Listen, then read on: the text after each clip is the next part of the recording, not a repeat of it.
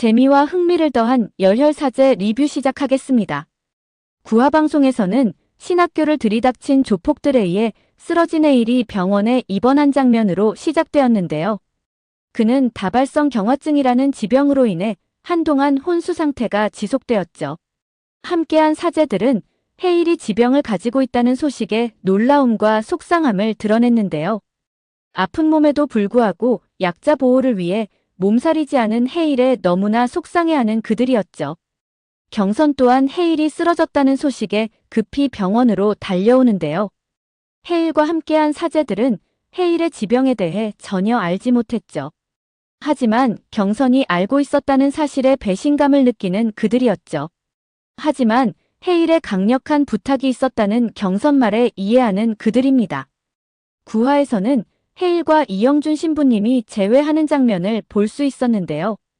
이는 시청하는 많은 이들에게 훈훈함을 안겨주었죠. 헤일은 자신에게 주어진 일이 많음에도 건강이 따라주지 않는 것에 많은 속상함을 드러내는데요. 하지만 이영준 신부님은 아픈 것이 당연하다고 말합니다. 혼자서 너무 많은 짐을 짊어지려 하지 말고 다른 이들과 함께하라고 조언하죠. 우마경찰서장 고마르타가 드디어 각성한 듯 보이는데요. 그는 헤일의 병원을 찾아와 느닷없이 고해성사를 시작하죠. 환자복을 입은 헤일은 잠시 당황스러워하는데요. 하지만 그런 것은 중요하지 않다며 그의 고해성사를 받아들입니다. 고마르타는 우마경찰서장으로서 막강한 권력을 가지고 있는 경찰서장인데요. 하지만 그는 직원들에게 제대로 된 대우조차 받지 못하는 식물서장에 불과하죠. 9화에서는 그가 식물서장이 될 수밖에 없었던 사유가 밝혀졌습니다. 바로 조폭들에 의해 엄마를 인질로 한 협박을 받았던 것입니다. 그는 이곳 서장으로 발령받으면서 경찰로서의 사명감과 커다란 포부를 가지고 있었는데요. 그리고 그가 시작한 첫 번째 임무는 바로 약퇴치를 위한 작전을 벌이는 것이었죠. 하지만 모두가 알고 있듯 현재 우마경찰서 형사들은 비리 형사들로 가득한데요. 그러다 보니 그의 작전이 성공하는 것은 불가능했죠. 오히려 서장이 거주하는 집에 쳐들어가 엄마와 서장을 협박했던 것입니다.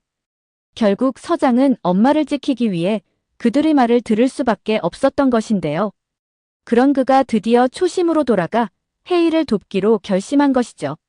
그리고 현재 있는 강력계 약수사팀 해체를 선언하고 자신이 새로운 팀장을 임명했다고 발표하는데요.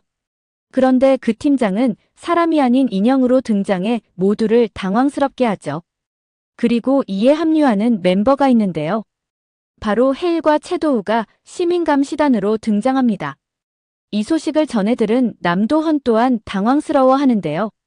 하지만 검사는 경찰 인사에는 관여할 수 없다며 알아서 하라며 선을 긋죠. 구대영은 또다시 위기에 처하게 되는데요. 일전에도 자신들을 의심했지만 똑같이 생긴 삼촌 도움으로 위기를 모면했었죠. 하지만 박 대장 부하인 볼락이 아직 의심을 거두지 않았던 것으로 보이는데요. 구대영이 형사가 맞다며 재차 의문을 제기하죠. 결국 박 대장은 솔로몬의 판결이 필요하다며 홍식에게 맡기겠다며 기다리라고 말합니다. 홍식은 볼락의 말을 통해 그를 형사라고 생각하는 듯 보이는데요. 그리고 대영을 없애려 시도하죠. 하지만 그 순간 열빙어가 그가 막산인지 아닌지 확인할 방법이 있다고 소리치는데요. 막산 형님의 등에는 2개의 상처가 있다며 확인해 볼 것을 제안합니다. 그런데 어찌 된 일일까요? 정말 대영의 등에 2개의 흉터가 있었던 것이죠. 결국 그는 열빙어에 의해서 위기를 벗어나게 되는데요. 그런데 알고 보니 그 또한 약조직을 잡기 위해 언더커버로 잠입한 형사였던 것입니다. 물론 현재는 여러 가지 사정에 의해 이곳에 약 판매상이 되어 활동하고 있는 중이죠. 그런데 사그리파는 그로부터 잡혀온 여자가 정보원 직원이라는 소리를 듣게 되는데요. 이 소식을 듣게 된 헤일은 자신의 국정원 선배라는 것을 알게 되죠. 결국 그를 구하기 위한 대책을 세우게 되는데요. 그리고 그 방법은 직접 배 안으로 들어가는 것입니다. 10화 예고편에서는 여장을 한 헤일과 남장을 한 경선이 배 안으로 들어가게 되는데요. 그리고 박대장 멤버들과 치열한 싸움을 벌이죠.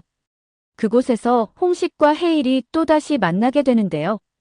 홍식이 두 사람이 한패였냐며 드디어 정체를 알게 되는 듯한 발언을 하죠. 그렇다면 함께 들어간 경선의 존재를 알게 된 것일까요? 예고편에서는 홍식이 자신의 오른팔을 동행한 채 부산지검 앞에 온 것으로 보이는데요. 이는 홍식의 모든 정체가 탄로나면서 급히 도주하는 장면으로 보입니다. 홍식은 경선에게 자신과 함께 떠날 수 있냐라고 물어보는데요.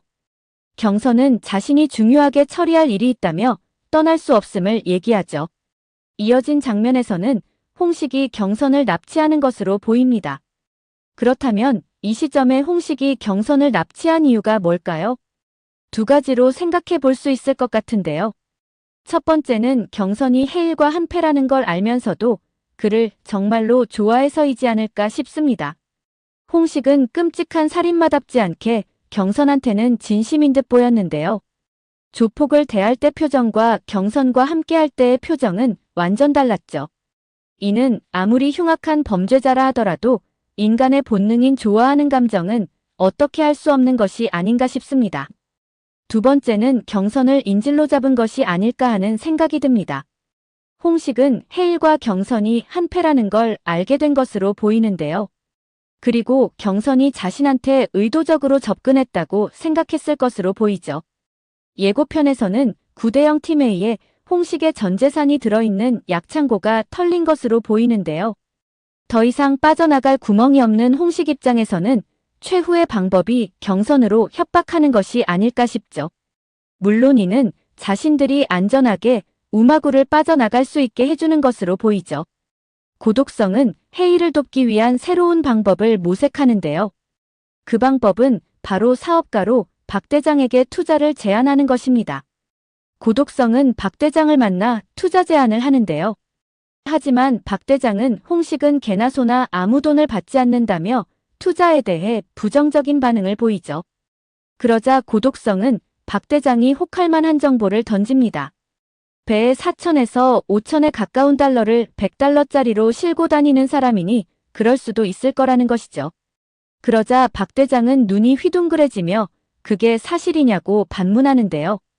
이에 고독성은 그것도 몰랐냐는 듯이 러시아 마피아 쪽에서는 애들도 다 아는 사실이라며 사실임을 강조합니다.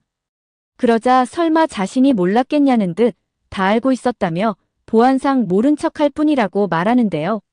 제대로 박 대장이 걸려든 듯 보이죠. 그런데 고독성은 또다시 충격적인 발언을 시작하는데요. 배 안에 폭탄이 설치되어 있다는 것이죠. 이에 놀란 박 대장은 곧바로 두헌에게 전화를 하는데요. 사람 목숨이 3천에서 4천 명이 걸린 문제라며 급하다고 말하죠. 직접 찾아간 박 대장은 두헌에게 홍식이 배 안에 폭탄을 설치했다고 말하는데요. 그리고 폭탄이 터질 경우 반경 300m까지는 싹 다 날아갈 수 있다며 엄청난 사상자가 발생할 수 있다고 말하죠. 이 사실을 들은 두헌은 몹시 황당해하는데요. 홍식이 제정신이 아니라며 완전 미친놈의 또라이라고 말하죠. 박 대장은 이와 더불어 두헌을 또다시 자극하는 발언을 하는데요. 홍식은 두헌과 우마구를 함께 날려버릴 계획을 세운 것이라고 말합니다. 두헌은 자신 또한 위험할 수 있다는 생각에 결국 외세의 힘을 빌리기로 하는데요. 그리고 어딘가로 전화를 걸게 됩니다. 바로 인터폴 적색 수배자 포카의 위치를 조만간 알게 될 것 같다는 것이죠. 그리고 그들을 체포하기 위해 체포팀이 필요하다는 것입니다. 그쪽에서는 체포를 해놓으면 자신들이 인도에서 가겠다고 말하는데요. 그러자 두헌은 이곳에는 스파이가 많다며 절대 비밀로 해줄 것과 직접 체포팀이 와달라고 당부하죠. 두헌은 스스로 자백하는 것 같은데요. 자신과 같은 비리 검찰 경찰이 많다는 것을 말이죠. 홍식은 두헌으로부터 이렇게 뒤통수를 맞는 걸까요? 서로 이익으로 얽힌 사람이기에 그 이익이 사라질 시 적대적으로 변하는 건 어쩔 수 없는 사실이죠.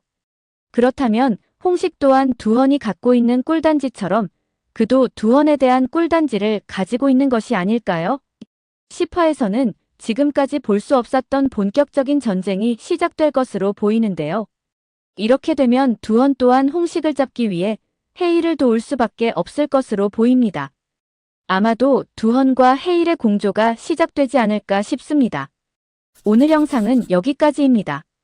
구독, 좋아요는 언제나 제게 큰 힘이 됩니다.